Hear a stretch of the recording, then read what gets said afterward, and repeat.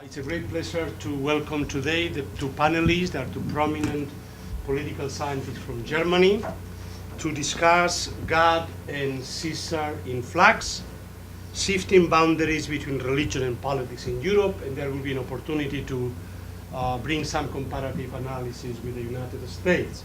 I will introduce both presenters first. Each of them will have presentation 15-20 minutes. Then I will engage them in some conversation, then we'll open up for conversation. Professor Michael Minkenberg is a prominent political scientist. He's a professor at Frankfurt and Oder, Viadrina University.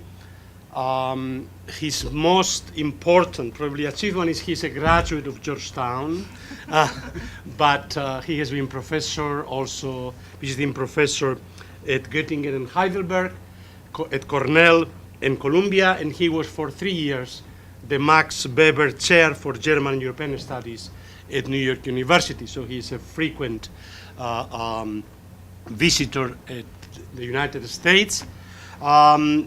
He has written on all kinds of aspects of religion and politics, also on the right in European politics. One of his most important work is for me very important because it's a fantastic collection that he edited with Ulrich Willems on politics and religion, which is really a kind of a classic compilation of essays on the topic. And then Professor Anja Henning, also professor at University of Frankfurt and Oder, Viadrina University. Her book, Moralpolitik und Religion, Moral Politic and Religion, Conditions of Political Religious Cooperation in Poland, Italy, and Spain, is a of great interest for me because a book that sort of continues where I left in my comparison of public religions, Spain and Poland. Everybody asks why I did not include Italy. I didn't dare to.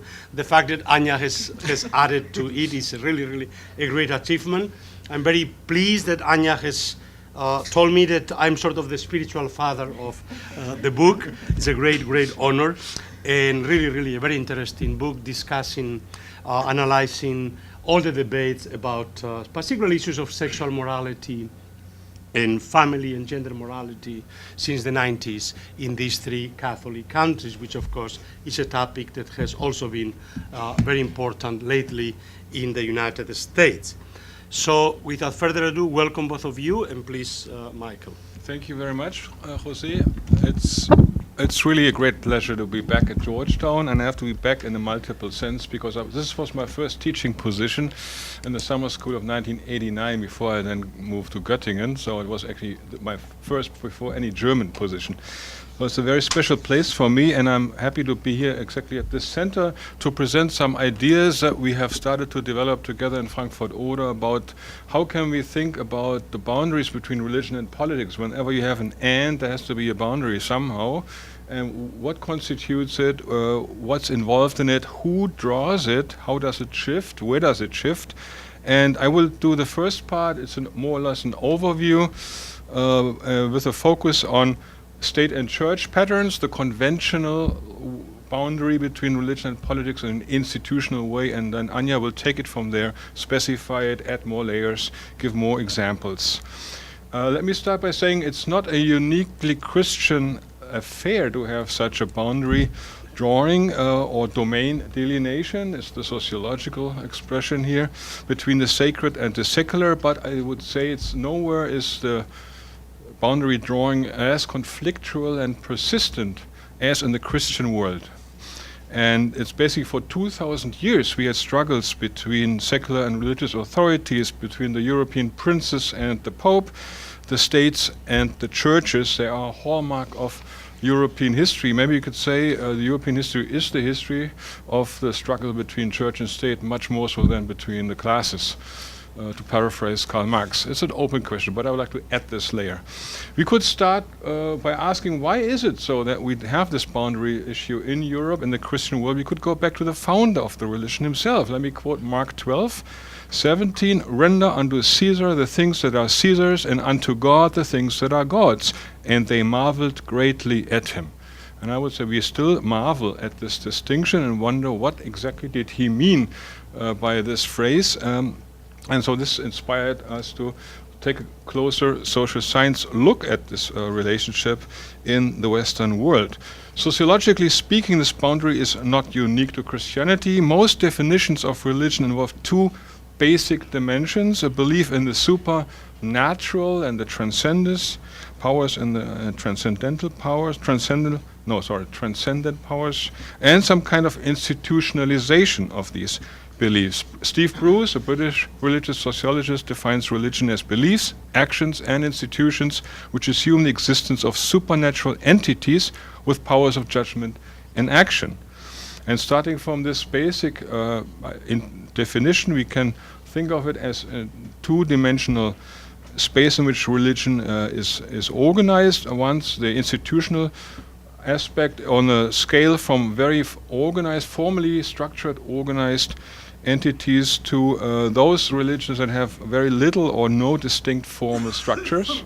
And on the other hand, we can look at the worldview or the outlook of religions towards the world, and there's one type or one end of this continuum would be those that emphasize changing the world along the lines of the religious dogma, and those that accept the world as it is, or the inner worldliness versus the outer worldliness. So this leads to, how this works, a 2x2 table that I want to start with, very simple, based on Roland Robertson's thoughts about this. And here you see, and this doesn't mean there are 100% differences, but as more where's the center of gravity in these. We do have a particular potent mix of these two categories in the Christian world, which shows that we have an inner worldly orientation that tries to exert influence and power in order to change the world, and also a formal structure, strong formal structure that enters into competition with the state and with other actors that try to have an influence on the world. So the consequence of this is ongoing conflicts between church and state in European history. Some actually argue that that tension and that separation of church and state is a fundamental prerequisite for the emergence of modern liberal democracy. Most famously and most controversially, Samuel Huntington, who said that this separation of church and state is the bedrock of what constitutes Western civilization. And he has a list of many things, but religion is at the center of that, and then the separation is for him the beginning of the emancipation of politics from religion and the emergence of democracy. There are others like Steve Bruce who argue that secularization has been so pervasive that this distinction doesn't matter anymore, and we do have now more or less different variations of a secular state in a democratic guise. And so these struggles are finally settled after more or less the Second Vatican Council. Could also add Charles Taylor, who said in this respect that modern Western societies have become secular in the sense that their public spaces are emptied of religion as a requirement. That is, now in the Western world, you can choose. There are options which didn't exist in the past and which don't exist so much in many of the others. The issue of options is important. So starting from this very brief introduction, world civilizational introduction, I'd like to move on to church-state patterns in the European world. And we can see an interesting phenomenon in the literature. For many decades, religion was a marginal issue in political science, or the study of politics in Western countries. Since the 90s, we have an increasing volume of publications about the relationship between religion and politics. When you look at Amazon, just put in religion and politics, and that combination, you get 30 hits right away. And there may be many more that don't use the combination but talk about something about this. So we have a heightened interest in religion and politics, if not an insecurity about the relationship between religion and politics as it is today. And my first point is we do not have a uniform arrangement. Despite secularization, despite European Union, despite convergence in many ways, even across the Atlantic and many fundamental societal and political values, we don't have a uniform model. We have a wide variety of regimes how church-state relations are put into practice. And when I talk about the West now, I will mean it in a more or less Huntingtonian sense or Charles Taylor sense about that part of the world that has been shaped by Latin Christianity more or less, and the emergence of the public sphere in a modern sense. And that's my research on actually 19 countries I look at, usually 15 European democracies and 4 non-European. You will see them in a moment. I do not include very small ones, although they might be fascinating, like Malta or Liechtenstein. I want some internal variation also. If you do multiple case comparisons, you know that differentiation is important. You need variation. If you have the Vatican and then you look at third stage relations, or variation, it's very difficult. So I'd like to take small ones out that may have distinctive aspects but do not vary internally enough for my comparison. And also I don't look at constitutions primarily. That's mostly in the legal scholarship. People look at the constitutions, what they say about religion in the public sphere. That's maybe a beginning, but I want to take more political science criteria. And there's several authors or schools out there that introduce concepts like negative neutrality, the state should stay away, be neutral to everyone. Positive neutrality, the state should help all of them somehow in a fair way. Others say it's the time to move beyond that issue of neutrality because it's a chimera.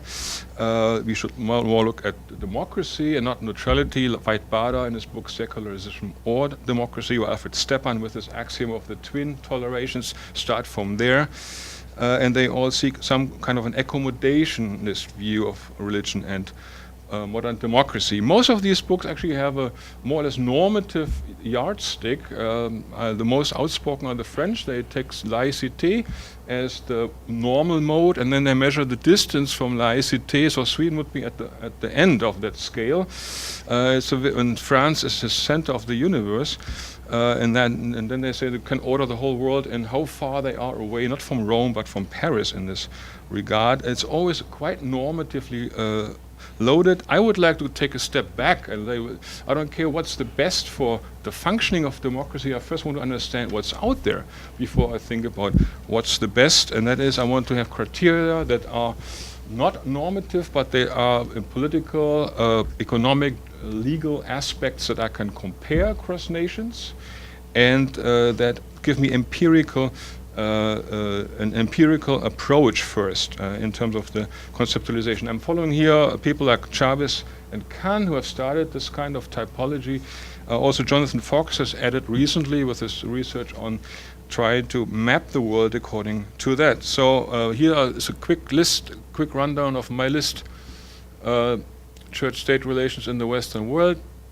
I take 8 issues, whether or not something exists, from constitutions, an officially recognized state church like in Norway or Denmark, down to legislation that provides state funding for religious schools or state salaries for church personnel, like in many countries with an established church, or ecclesiastical tax collection, and so on. So it's a quite a long list, but I don't want to include everything that's relevant because I want to be able to separate the more hard and durable aspects from the policy aspects, like morality politics or other issues that I would like to look in conjunction with this list. Also, Jonathan Fox has added, introduced a slightly similar scale. Well, he starts with a French notion, but he calls it hostility. So it's not the center of the world, but it's the outlier. So France is the most hostile. Now we go from there, from the most hostile to the least hostile. And he finds a number of criteria of government involvement in religion, according to which he classifies countries in his scale. And that then gives me a table where I put all my 19 countries plus a few new democracies from Central and Eastern Europe, because I think that's very important to look at these days. Many things are changing, and also the question is, where do they end up when I take the Western-oriented scale? Did they do after 1989 with their regime of church-state relations when they had a chance to start more or less from zero, because they couldn't go on with the socialist model? That was a consensus in most of these states. You get this table. This is, I don't want to go through all the countries. But I want to give you some idea of what we can read from this table. First, there is no uniform European or democratic model of church-state regimes. There's a wide variety. Of course, there's some boxes are more empty than others. You see the United States has the least number of points, meaning it's the highest level of separation, a truly Jeffersonian thing, although some would argue that even there you have holes in the wall of separation, and some actually are trying hard to put more holes in there in the United States. It varies across countries, but even within confessional groups of countries there's no uniformity. There are Protestant countries on the one end and there are Protestant-dominated countries on the other end, so we have to look at other factors, not simply at denomination, to find out what's going on here. When you look at the Protestant group, we have two opposites actually. We have the Lutheran Protestant countries of Scandinavia that show regimes of church establishment, state churches, established churches, except for Sweden that disestablished a number of years ago, 11 years ago. Now they have moved. That's why Fox gives them 4 points, and in 2000 I gave them 7. So Sweden moved out of that box. Then on the other side we have Protestant Netherlands, mixed Protestant Netherlands, where an early pillarization of politics and religion was introduced. That is, on the one hand, according to my criteria, a separation of church of state. On the other hand, however, a vertical linking of church and politics through unions, through the school system and other factors. And if you look at the number of points they get and the nature of that system, they are the European country that comes closest to the immigration countries outside of Europe that early on introduced a separation of state and church. The United States being the first, then we had Australia, then we had New Zealand, and then finally Canada. If you look at Quebec, they were the latecomers here in this regard, but Australia already in the 1830s followed the American model more or less with a few exceptions. Then we have the Catholic group. We have a significant degree of variation as well. France and Ireland, according to the criteria I mentioned, have a separationist position, although in Ireland the church is so omnipresent that they practically didn't need this kind of constitutional and political elevation to have this prominent place. Whereas in France, the separation law of 1905 and its implementation produced a very strict separation, although there are also many holes there, starting with Alsace, who doesn't have the laïcité model, all the way to prisons and other issues. But no Catholic country has followed the Protestants on the right with an established church, although there were numerous attempts to do that under previous regimes. For example, the Vichy regime in France tried to re-energize a close cooperation between church and state. Spain under Franco had a very close cooperation. Look at East Europe now. And you find that the Eastern Europeans, maybe they were timid or confused or just thought, play it safe, be in the middle. All the Eastern European countries ended up in the middle. None in the except for Estonia. They were a little bit more risk taking. They are got 2 points only. Pardon? Yeah, away from the Lutheran, yes. Yeah. So, but then if you look at the others, mostly are in the partial establishment field and right in the middle, except for Bulgaria and Romania, who are a little further to the right. And there's a debate where to put Bulgaria and Romania. Actually, some books give enough indicators that you might move them further to the right. Others say no, it's just a very symbolic thing. It's not really meaningful. Poland, we had long struggles what to do with church-state relations. Of course, the church would have liked to get more, as they have now, but they did get quite a number of privileges in the transition process. So de facto there is a privileging in Bulgaria and Romania, but not as strong as in Greece, where the Orthodox Church is the national and the state church. And this also may have to do that the churches in Bulgaria and Romania were more discredited in the transition towards democracy because they collaborated with the communist regime, whereas the Greek church, maybe they collaborated with everyone but wasn't so tarnished by it in the transition to democracy. So the question now comes, with this variety of church-state patterns and types, what happens in an age where things start to move, what I call the age of pluralization? Do we have maybe a convergence of this? where does it go? Does it all go in the American direction, or does it maybe go much more in the British or German direction? There are American authors, well-established authors, Monsma and Soper, who argue, even in the second edition of 2009 in their book, Church and State in Five Democracies, they argue the German model is the best.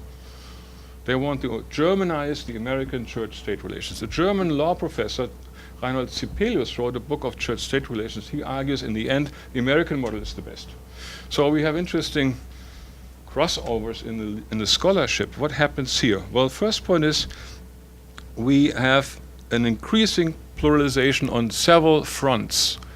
We have a differentiation within existing Christian denominations. There are splits, schisma. Some also unify, but the general trend is differentiation of existing communities, often liberal versus more orthodox readings of the dogma. We have now many debates in Europe that Anja will refer to, where this can be seen, about issues of morality issues or others related. We have also new Christian communities coming mostly to Europe, but also to the immigration countries I mentioned, through proselytizing by new Protestant groups in Europe. The evangelicals, Pentecostals are quite active. I lived with some Mormons for a while in Frankfurt, Oder, but they didn't go very far and closed down their chapter pretty soon. We have also Orthodox moving from Eastern Europe to Western Europe, or Australia has one of the highest concentrations of Orthodox outside of the original Orthodox countries. Or we have Christian immigrants from Africa who are quite different Christians from the British or German version. We also have immigration of people with non-Christian backgrounds, most notably in Europe, in particular Islam, and I'll talk about this a little more in a moment. We have the New Age and popular religion, or the Sheilaism, as Robert Bellah called it in Habits of the Heart. That is, Sheila is the woman who said, well, what do I believe in? I believe in all kinds of things. I take the best that suits me, so I call this Sheilaism. Her name was Sheila. So it's the individualization of religion. You don't believe anymore in the institutionalized version, but you pick and choose and construct your own religion that adds to the other ones. And finally, we have also, not to forget, a growing group of non-religious in the Western world. And I would add the United States, despite the folklore that the United States are the most religious democracy in the world, but they are becoming less religious by a number of indicators. For example, in the book by Putnam and what's it co-author Putnam and Lawrence? No, the new one. Amazing Grace. Amazing Grace. Yes, Amazing Grace. He has a few data. 25% of American youth under 30 years old had no religious preference, as compared to 17% of the same age group that called themselves evangelical. So it's also pretty significant split in the new generation. And that has increased from 12% in 1978, so it has doubled since 78. And this trend seems to be going on. So what we have now, all these pluralization trends come together and shape the countries. And early on they shaped the immigration countries, the non-European democracies I mentioned. And in Europe it's much more recent. Basically since World War II, it has become a very distinct feature in the post-war era, especially in the growth of Islam in most of European countries.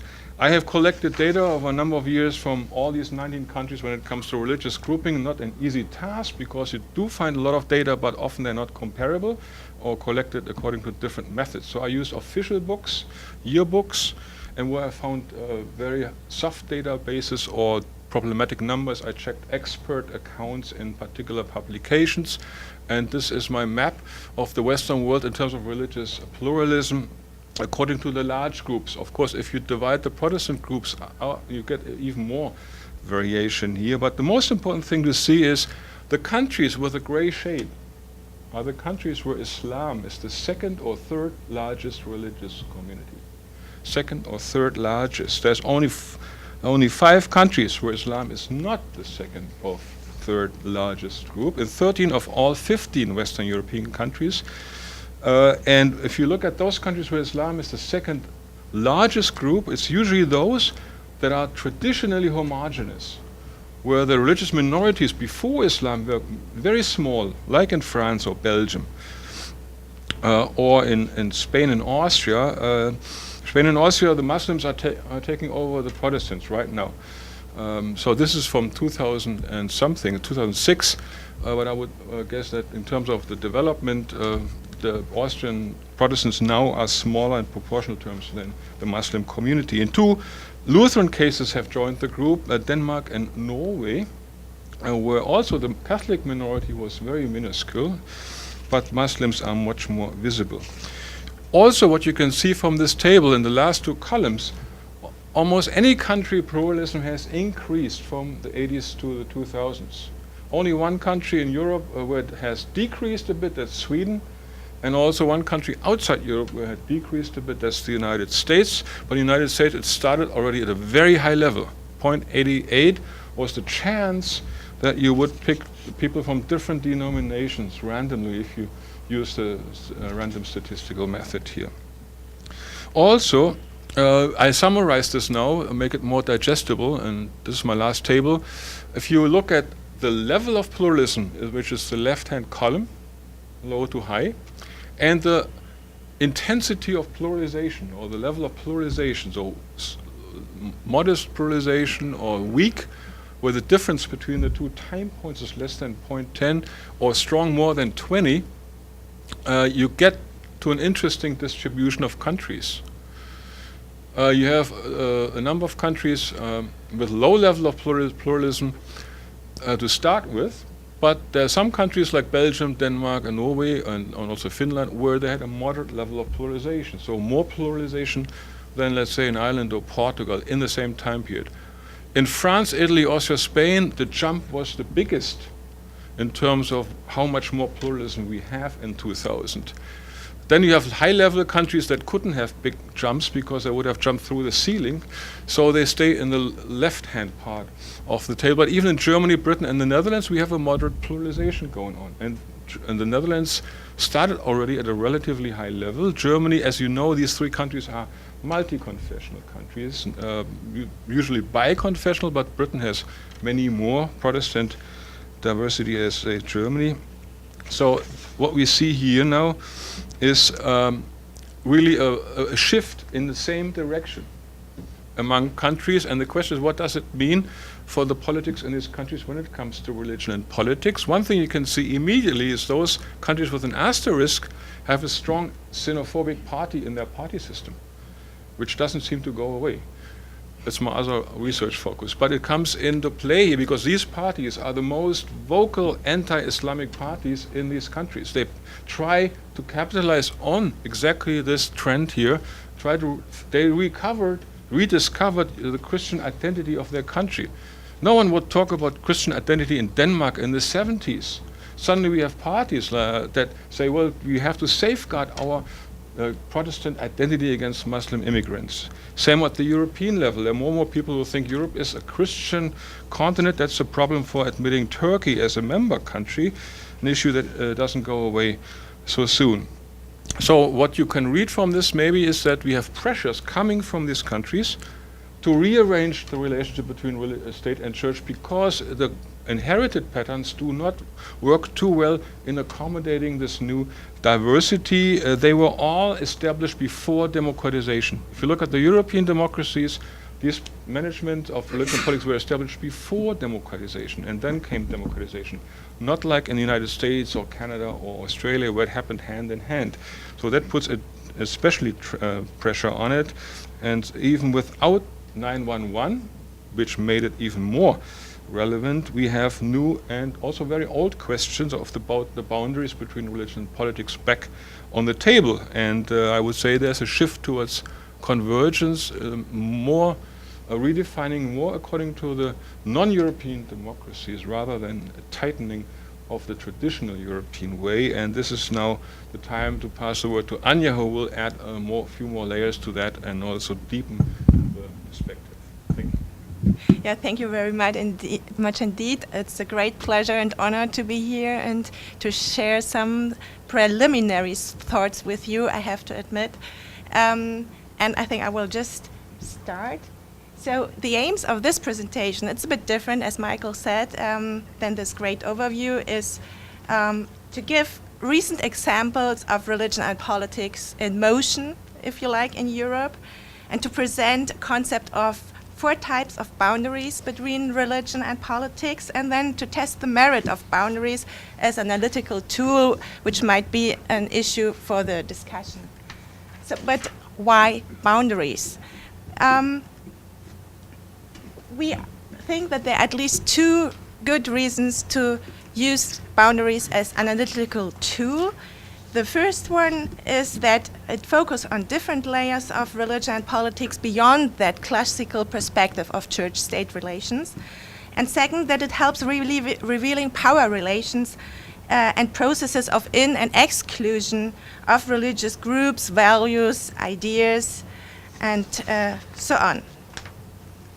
But changing boundaries, we got a good overview about processes that push towards changes, but which empirical observations can we do we have? So I would say that at least 2 important fields or conflicts that where we can analyze a shift in these boundaries. And the first conflict is our moral and bioethical conflicts. There's a conflict between a pro or contra position towards moral liberalization. And the second is our conflict surrounding religious pluralism, where the core of conflict surrounds the question of whether religion should be visible in the public sphere.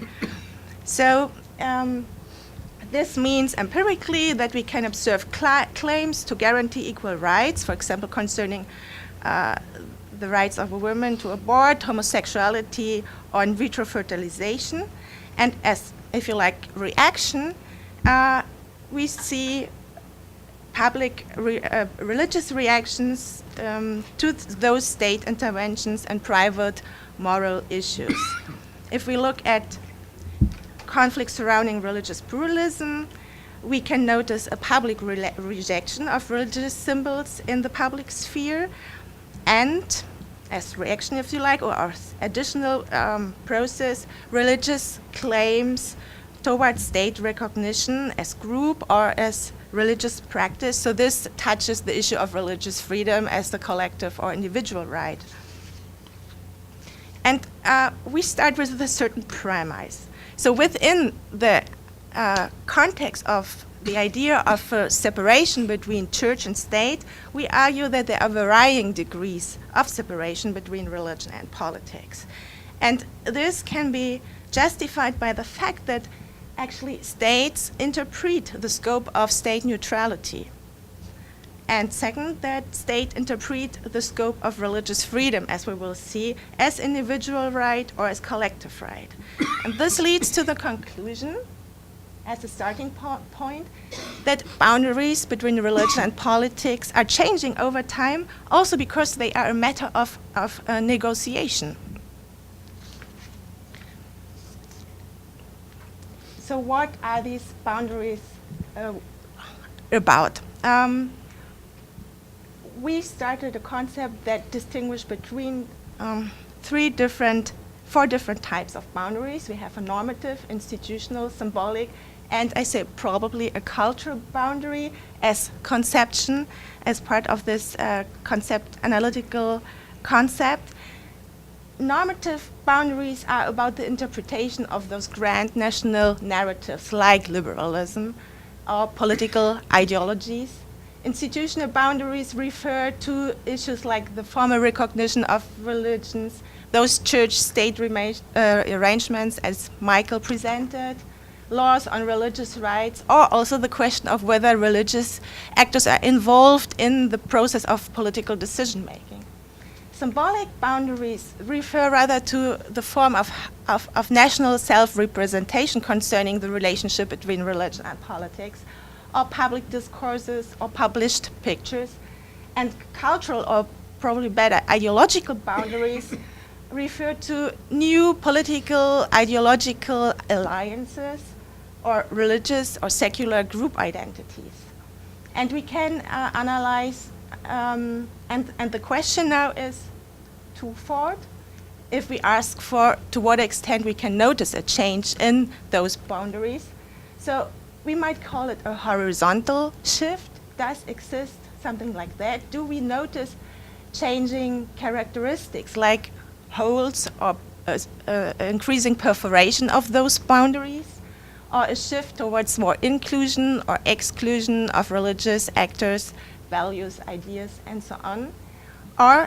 And that could be called the vertical change.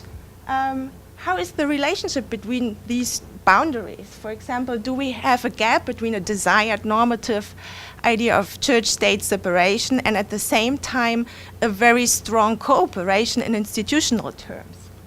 So this is like the basic analytical concept, and I don't want to go too much into detail, but rather coming to empirical examples and try to apply this concept afterwards.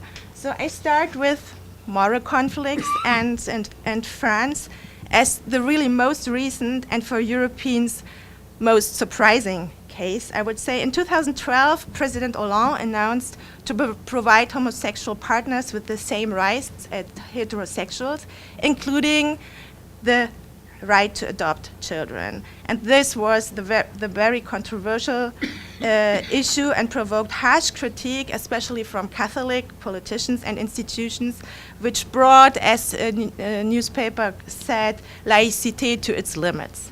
So here you can see hundreds of thousands of protesters marching against and in favor of this law.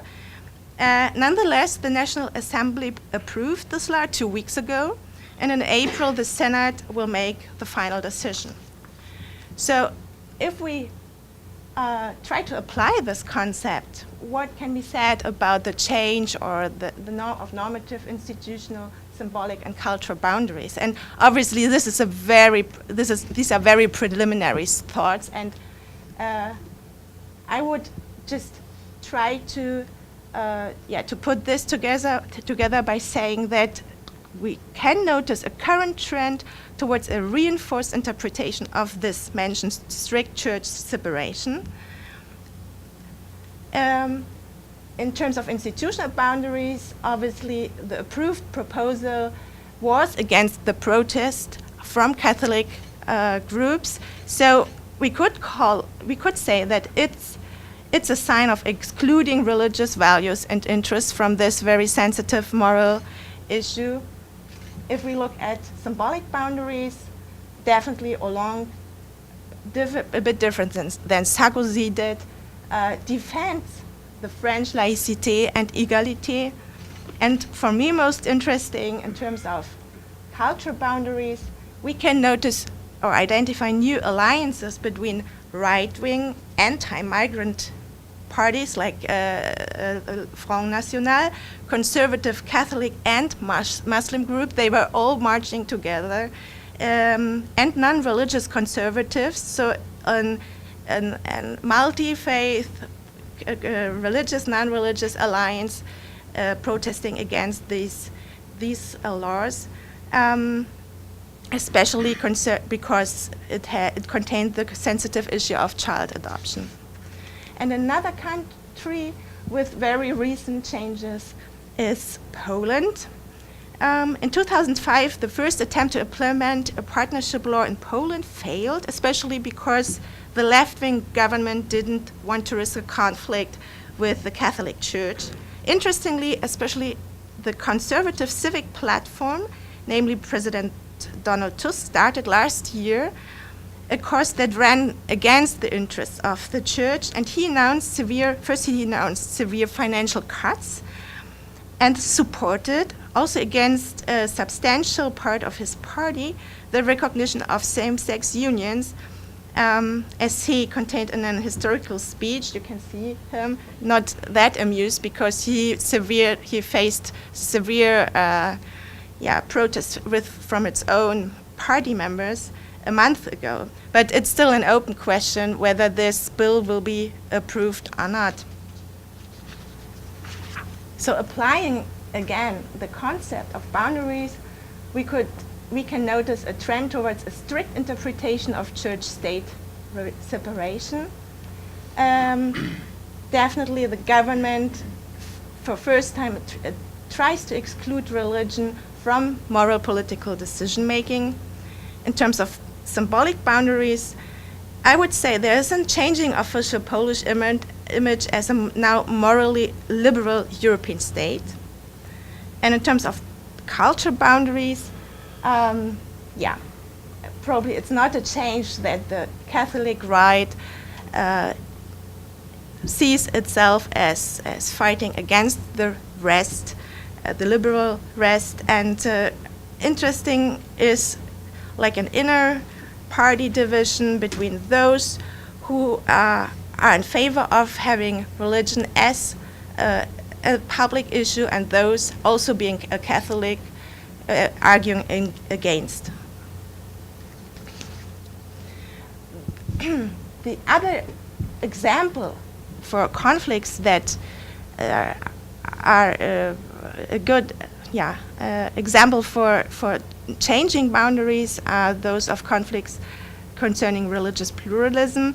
And this is an example, or are examples of exclusion, the ban of religious Islamic symbols. I don't know, I think you are familiar with that. Nonetheless, let me say some words about it. So we can distinguish between those changes as a result of a governmental policy, such as France or in the Netherlands, or as a result of a court ruling, as in Germany. Here in 1997, a headscarf-wearing teacher was denied to wearing the headscarf because she would violate the state neutrality in a public place.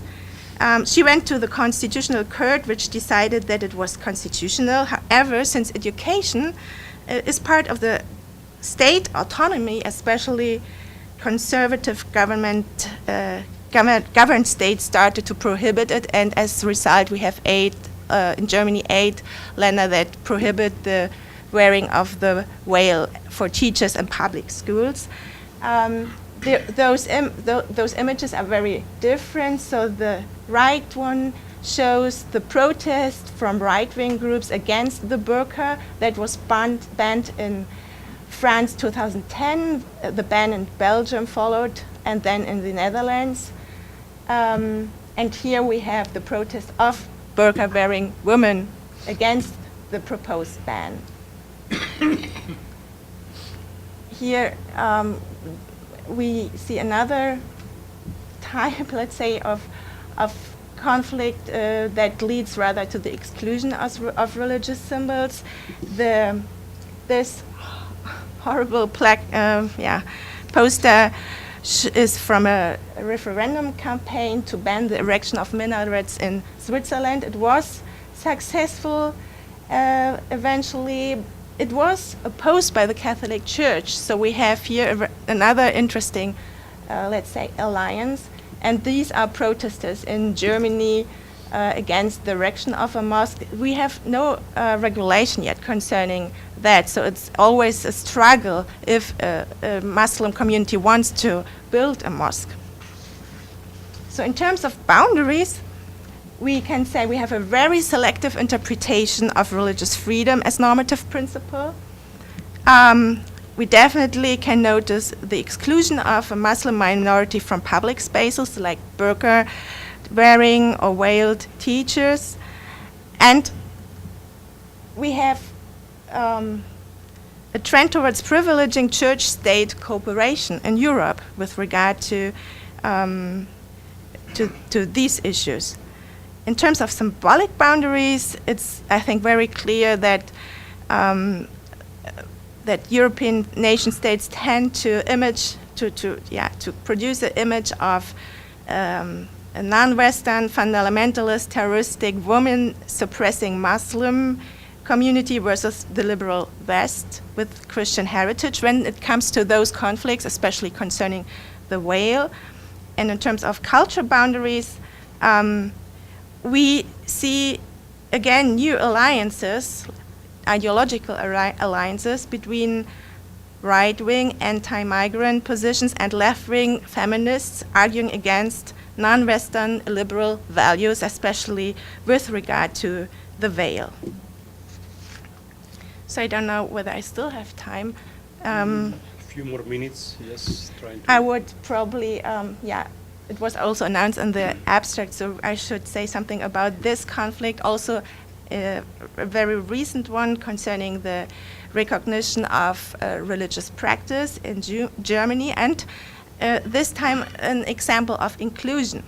So in 2010, a Muslim boy, after a ritual circumcision, was brought to the hospital because of medical complications, and the doctors from that hospital brought this case then to the court, excusing the person who conducted the circumcision for having acted against the child's well-being. Eventually, in spring last year, the court from Cologne ruled that ritual circumcision was, in fact, against the child's well-being, and immediately protests erupted from Muslim and Jewish groups, and the government felt forced to come to a general decision because there was no regulation so far.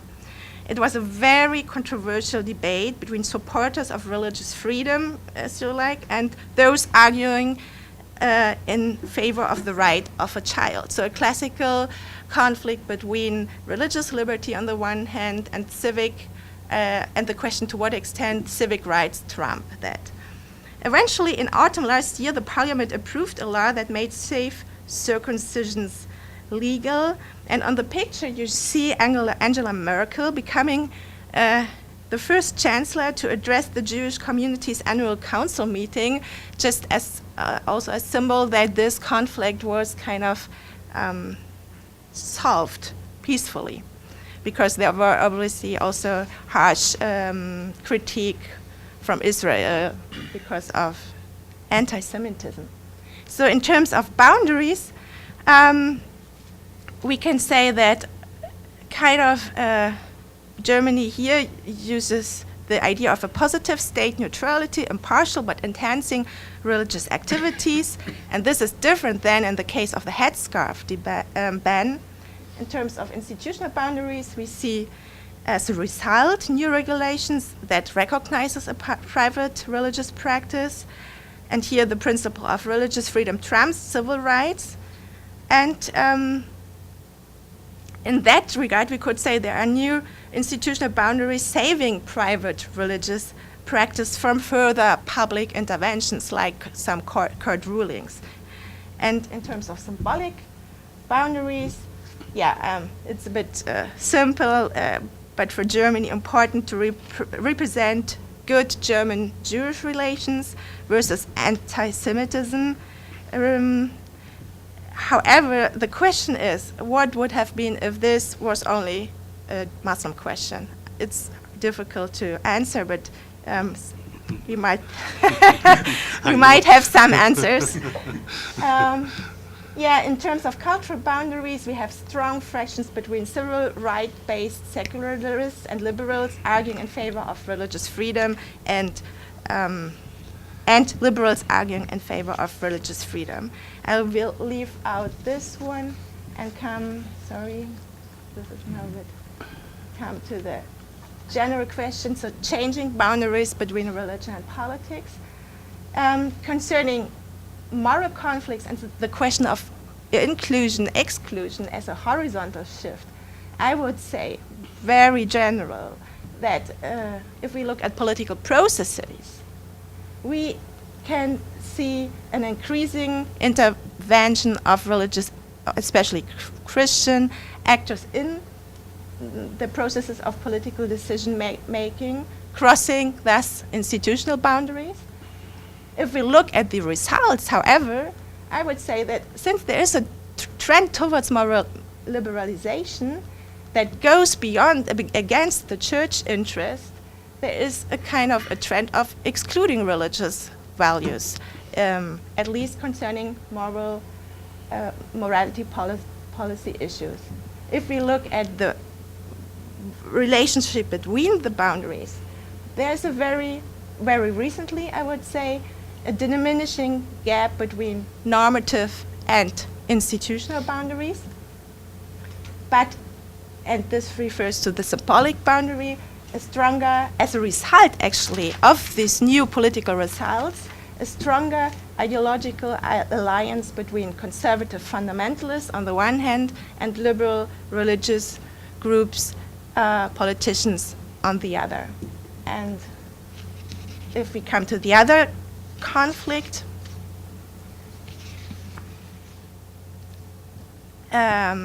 concerning religious pluralism, there is a clear trend towards exclusion, shift towards inclusion, the exclusion of Muslim symbols from the public. We saw that, and coupled with the reinforcement of a self-image as a traditional Christian European nation. I don't know. It will be interesting to discuss that with regard to the United States, and attempts to. And this I didn't mention, however, I mentioned it at the very end. There are also attempts of inclusion through cooperation with Muslim institutions like those Muslim councils that were institutionalized during the last decade in several European countries. Here, I would say, unlike the other policy field or conflict, we can notice an increasing gap between normative and institutional boundaries. And as a reaction concerning especially the issue of Muslim body covering, there are new alliances between right-wing and left feminists. And as a general conclusion or fazit that refers rather to the analytical concept that I try to present here and to illustrate with reference to very recent conflicts, I would say 3 points, so that different types of boundaries help to map also contradicting changes in the relationship between religion and politics, that however boundary patterns differ depending on the type of scope of a conflict, and that despite the importance of having a very general overview, as Michael already pointed out, it's also very important still to do in-depth case studies coupled with this comparative perspective. Thank you very much for your attention and your patience concerning my language. Well, thank you very much for two very, very rich, compact presentations, which both present very interesting analytical framework for comparative analysis across countries, and what both cases show clearly is basically the kind of thesis of convergence that Michael was pointing out, both pluralization in Europe, coming closer to the American model, perhaps not yet, but clearly, also the fact that what was, of course, a model of separation of church and state was never in the United States a model of separation of religion and politics. And in Europe, you actually had a more clear model of separation of religion and politics without separation of church and state. And now you have a more clear reversal of the increasing separation of church and state, while religion and politics becomes much more an issue of the public sphere. Indeed, all the issues you have mentioned, with the exception, of course, of circumcision, that has not yet become an issue in the United States. All the others, of course, from the construction of mosques to, of course, issues of same-sex marriage, the issue of contraception and the conflict between the Catholic Church and the Obama administration, all kinds of issues, religious freedom versus rights of equality, civil rights. Those are issues that have dominated also American political debate in the last years. So indeed, it's a very interesting kind of, if not full convergence, certainly dynamics of boundaries which have been redefined and becoming more contested, and a much larger participation of everybody in the precisely formation of boundaries. Neither the states themselves are anymore in a position to define those issues, nor the churches can define those issues, religious communities. The courts are more and more involved, but also public opinion becomes a very, very important issue.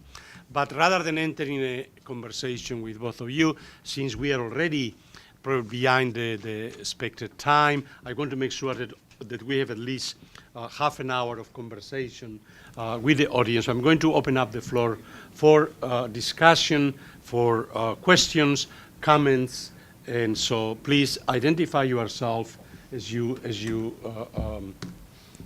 basically raise your question or comment. So please. Again, and you are welcome, of course, to bring any aspect of the American political debates to the comparison. So please.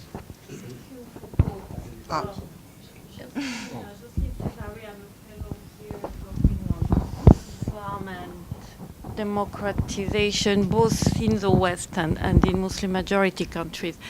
I found very interesting the two approaches, and they complement each other. What I'm still not seeing, is how they inform each other. You see, because most of the issues that you can see emerging in the question of religion in public space, like just José mentioned, comparing the Western European country and America, are more happening at the level that you were describing on the shifting boundaries of what is the right status of religion in the public space, and how does the state regulate or not this legitimacy. And I would say I'm not convinced of the convergence, honestly, but just for the sake of debate here, because it's more complicated than that. I'm not convinced by the convergence between the American and the multiple European experiences. In other words, what you describe, and it was more clear in Anja's presentation than in Mike's one, is a crisis of what is the status of religion in public space that I think is deeper in Europe than it is in the US. Despite, Well, you know...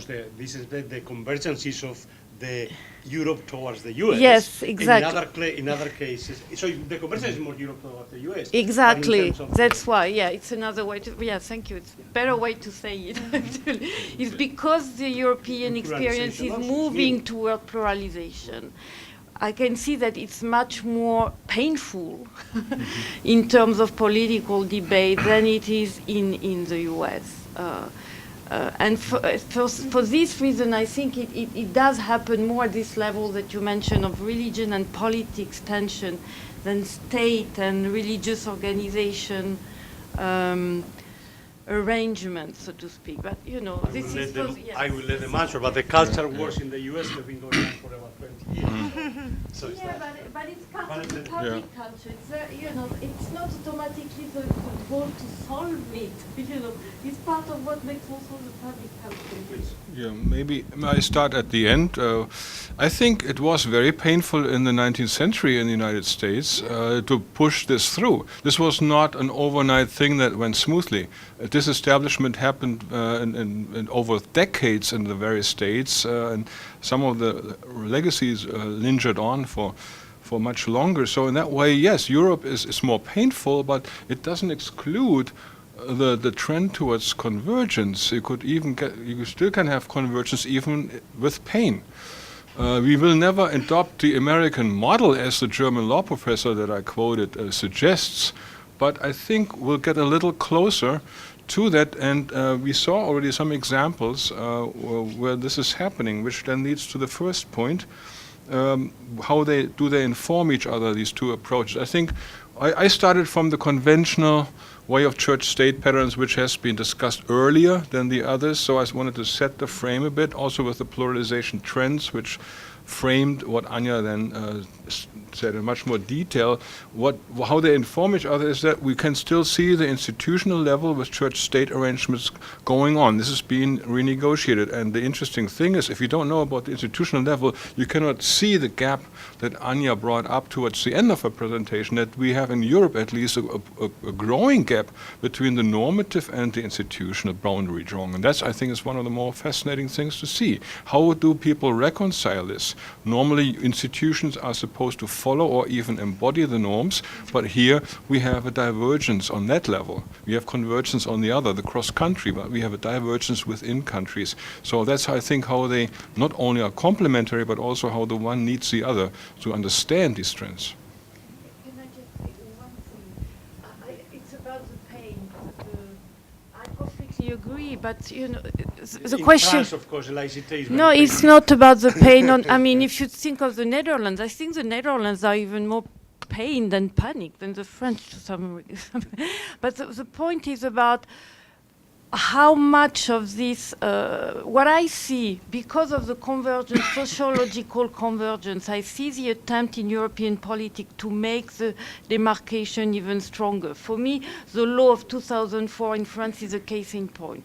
There was some kind of flexibility in the way that the practice was happening. And there was a difference indeed between the norm and the institution. What I see is in 2004, the political push, was to make the norm and the institution match. And so this is the opposite of the American situation. And that's why I think we have a convergence in sociological terms. I'm not sure that the political or ideological convergence is there. That's what I was trying to say. I think the question is to which developments convergence refer, and if we raised a bit too many questions, because I mean the one is the question of how those boundaries are relating to each other, whether there's a gap, as you mentioned, and I would agree that France started to bring that together, probably eventually or unfortunately, and in terms of conversion, we definitely could identify a trend towards excluding Muslim symbols, and that refers to the question of inclusion and exclusion. So, and here there might be also a trend towards conversion between the United States and Europe, but this for me is still an open question, because I think it's more multifaceted in the United States than it is in Europe. But if we distinguish these two directions, we might also get a satisfied answer, because both is right, kind of. Just continue. Let's open up. Yeah, for okay, more questions. okay. Please. Yes, I wasn't clear on, you said, Please. I'm sorry. I'm Rick Plaster. I'm with the Institute on Religion and Democracy.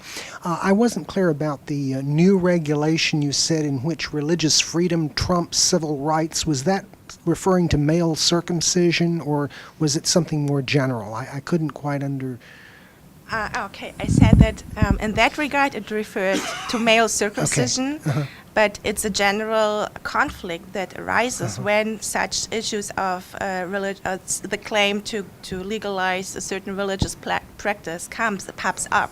So it's always a conflict, and that's why a state has to negotiate to a certain extent, or the court does it, and the government follows. But that religious freedom is not is a clear set issue, but a matter of interpretation. And in that regard, the state argued in favor of religious freedom, and yeah. Yeah, but it was just really with male circumcision. And wasn't that it? my example, yeah. Okay, thank you. Sorry for not being so clear.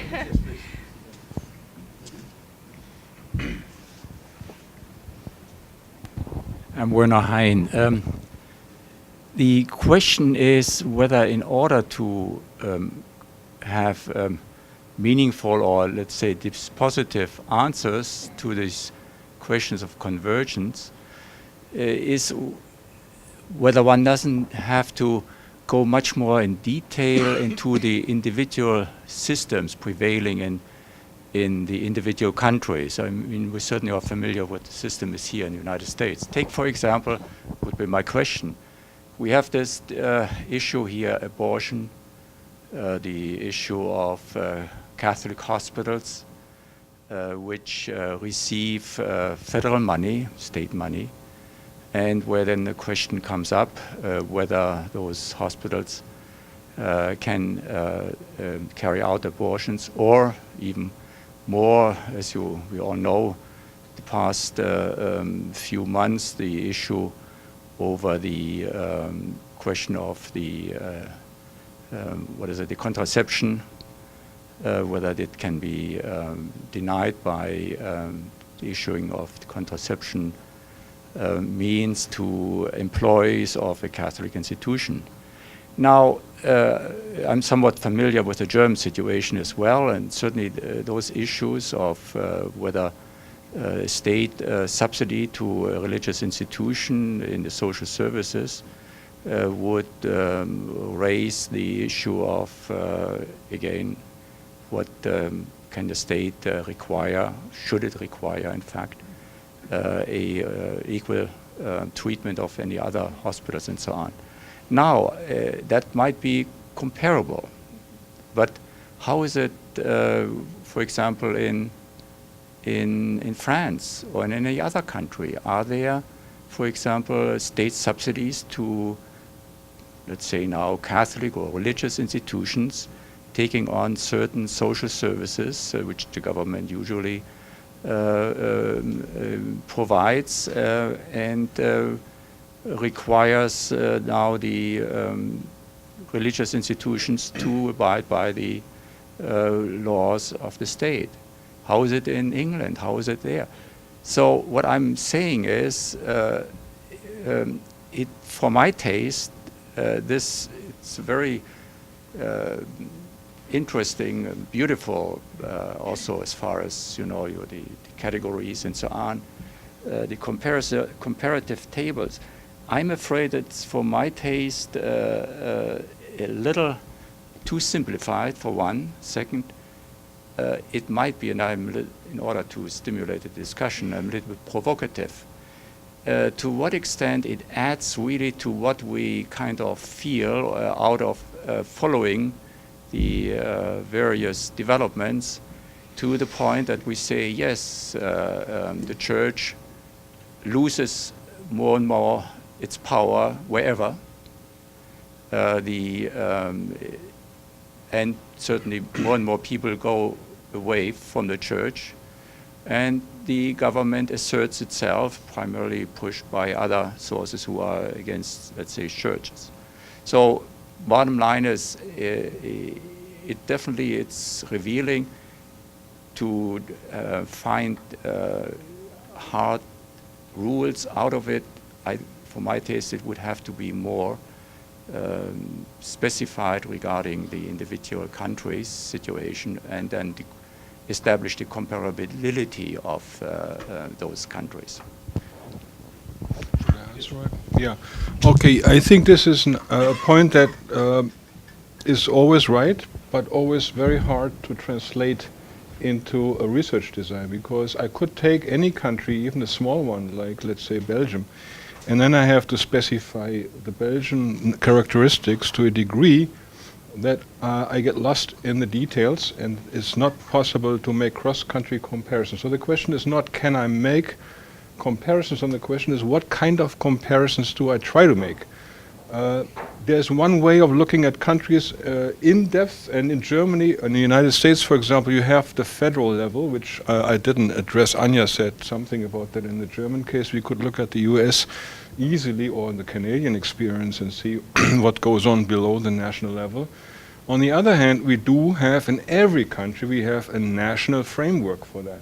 We have constitutions for the whole country, not just for the states or for the religious liberals or conservatives. We have a constitution on a national level, which is the frame within which everything else can happen, maybe violated, but it's there. We have national policies. In some countries they're more vigorous, in some countries they're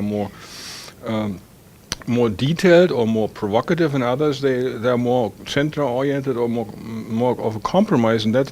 But we do have national policies. Only then can I look at the sub-national level, for example, and see how is it implemented in Germany with regard to the federal system compared to maybe the American system. So in that way, my question is not so much what happens inside these countries. That's another interesting question.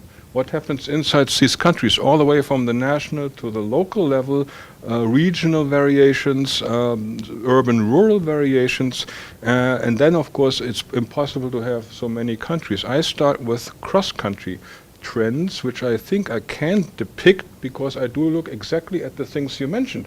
How, in which country does the government support religious schools with tax money? I can measure that. I can look at all countries in the world as long as I have access to the official and authoritative sources and say, well, there's countries like Germany where a lot of public money goes into religious affairs in the public square, or hospitals, or chaplains in prisons, or priests in the army. You know, I can look at this. I can measure that. And that's what I did. I summarized the most important one. This is the question: which are important, which are not. I made a selection here, and I summarized that. And England and Germany have very similar points, but you're totally right, for very different reasons. We don't have a queen, we don't have a state church, but we have the same number of points as the UK, because we have a different mix of state church entanglements. I can provide those data too. I couldn't in 20 minutes, but if you look at some more elaborate accounts, you see that then you can include that. You can say, well, within that group where we have similar points, we have this and that variation. Clearly, it's always a matter of what do you want to find out first. And then the question is convergence. Yes, we can say in some points there's a convergence. All the countries we study have some level of state-church entanglement. There's not a single country, not even the US or France, where it's totally separate, right? And I don't know a country where that exists, where it's totally separate. We have several countries where it's totally merged on the worldwide scale, but they're not part of our 19 democracies. So the 19 democracies rest on the premise that there's some understanding of a separation, that the religious authorities should not have the last word in politically binding decisions for the entire demos. That's the understanding of all countries. How this is implemented, that varies. And that's exactly the question when we try to tackle on these different levels. My name is Thomas Burrett. I'm from Slovakia, country described, a little bit confused at the moment. There's one topic that was not addressed from my perspective, and that's the role of the European Union. We've seen a number of cases in different countries where the role of the European Supreme Court or Court of Justice, you name it, was very significant. I mean, what's the role? My question goes like, what's the role of the European Union in this debate? Lissabon.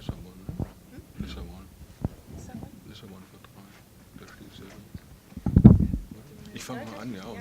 Okay, first answer to your question, very good observation. We left it out because if you add that, it gets even more complicated.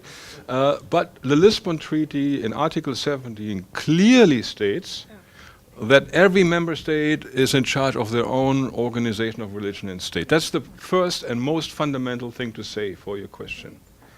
Second, we still have cases where European legislation of civil rights or religious minority collides with national issues, and then Anja will probably have to say something at this point. I mean, you're totally right. The role of the European Court for Human Rights is definitely increasing, and there are more and more trials from individuals and then rulings against the state, like in Poland, for example. Not yet. We had. That's not true. I'm sorry, but in Italy we had the crucifix ruling. Yeah, they were. But the question is definitely. I mean, we could call this probably a kind of transnational conflict solution, that individuals who feel not being guarded in their rights on national level now address the European Court level, which is definitely a change that we can find across countries. But still, it's very important that also in moral issues, the national government decides. And this is what churches actually, when there was the discussion about the European constitutional treaty, finally reached that the churches are questions that are related to church interests are not part of European politics. So the national state decides on these issues. So does that then mean that the European Court's rulings are unenforceable? I mean, can a nation decide not? I'm not understanding. If the European Court, I'm sorry to just. No. But if each nation is in charge of its own religious affairs, does that mean that a national government can simply decline to accept the European Court's ruling? No. They can go. What happened in the Italian case, but I think Anja knows even more about this, is that the European Court says there's a violation of religious freedom to particular groups, and they hand it back to the national government to enforce it. They go to what's it called, appeals court, and so then there's another round at the European level. But once the final word comes from the European Court, the governments, as member states, must implement that. They cannot opt out. So then they are really.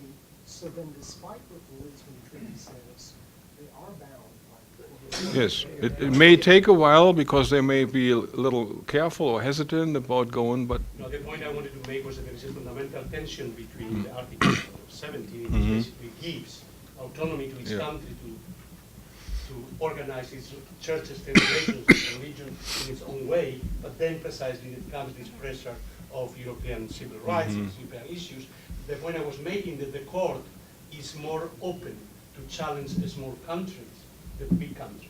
So the court realizes that it doesn't want to get to the point where certainly French laicity is not going to be challenged by Strasbourg or by the court. So what I'm saying is that we are still in a situation in which some countries still are more autonomous than others. Greece, Poland, some Eastern European countries have been challenged. None of the core Western European countries have been challenged yet by the European Court. And not because there are no problems. But as far as I'm concerned, and this is the critique, especially also from feminists, that the government has to, like, I don't know how to call it, to pay like this. How do you call it? Wenn man zu einer Schmerzgeld oder sowas. Schmerzensgeld. If they have to, if the government is condemned to pay a certain compensation, it does not mean that from that results a deeper change in the legislation. So this is like a single case approach, and feminists argue that the state will try to kind of tighten up this problem so that it won't happen anymore. But this does not mean that it necessarily leads to a certain liberalization. For example, as the case of a Polish woman who were pregnant and had problems, health problems, and was not allowed to abort and then lose her eyelid. So that was a very prominent case, but from that didn't result any severe legal changes in Poland.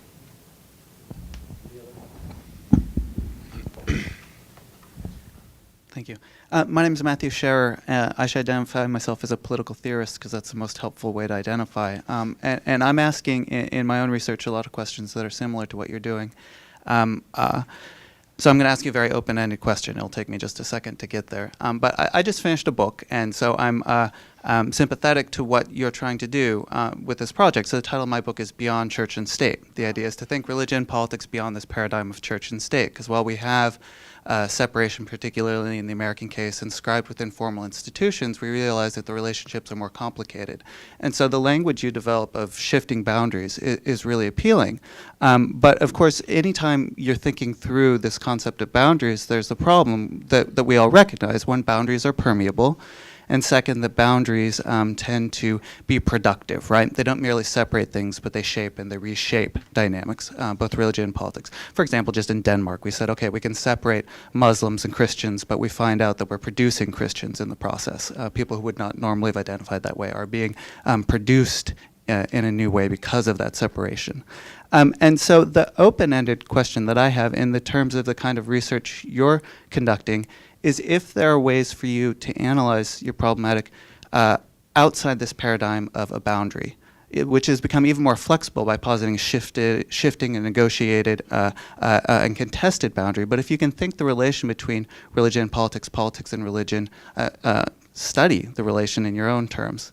Like I say, I'm a political theorist, so I'm very foreign in my approach to your approach. But if there are ways for you to conduct your analysis outside this boundary paradigm, if you've explored that. Thank you very much. I think we need your book. I'm really curious. And I didn't mention that we draw these different ideas of boundaries from 4 different branches of literature. So we could address each boundary by referring to a big bunch of publications that came out during the last 2 decades, and most importantly, obviously, public religion in the modern world. So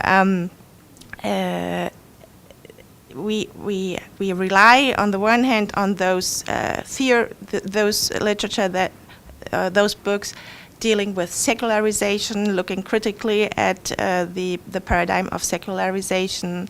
The second is literature that, as Michael Minkenberg does, look from a comparative perspective on empirically identified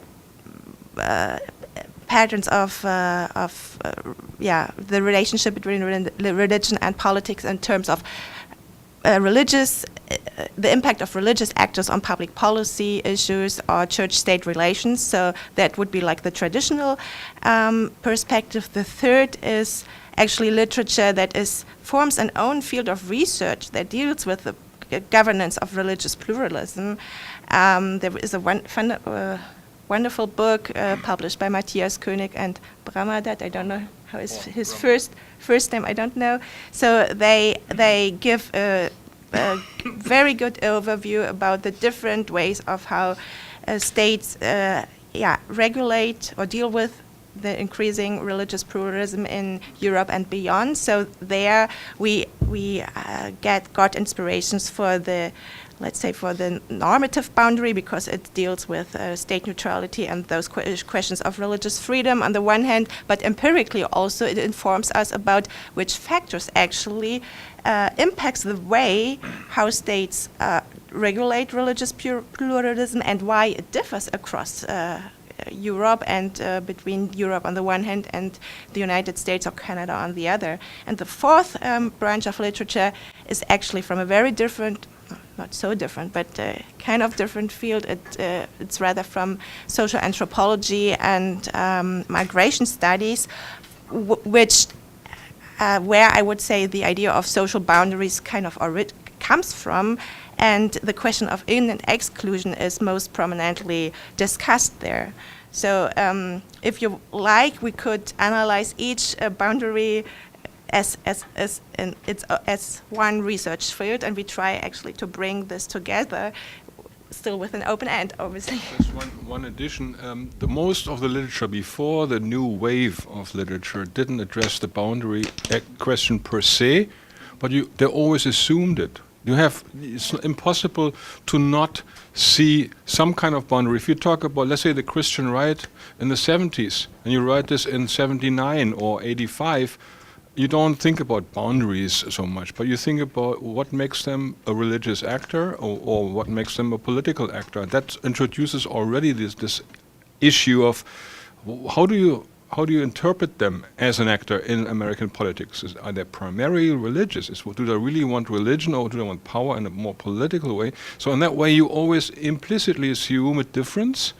And what we try to do, and what some of the other literature that Anja just mentioned does, is to explicitly address it, because we want to know what's really meant by it and how it can be used in an analytical way. And we may come to the conclusion in some ways it's not so important. Well, I would like to thank the presenter. Let me simply say that, of course, the issue you've raised and the issue you have raised presupposes there are two things, religion and politics, and then how do we draw the boundaries? But of course, as your point points out, boundaries themselves construct.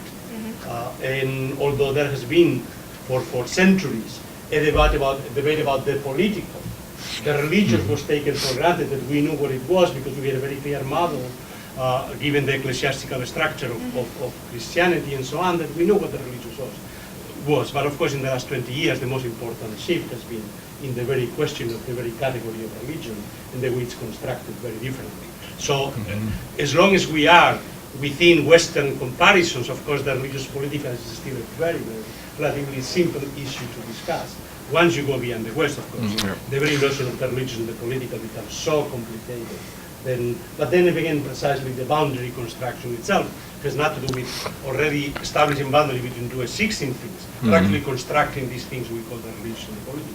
So anyhow, thank you very much for a very, very exciting, I think, also Thank you. Thank you. presentation. Thank you.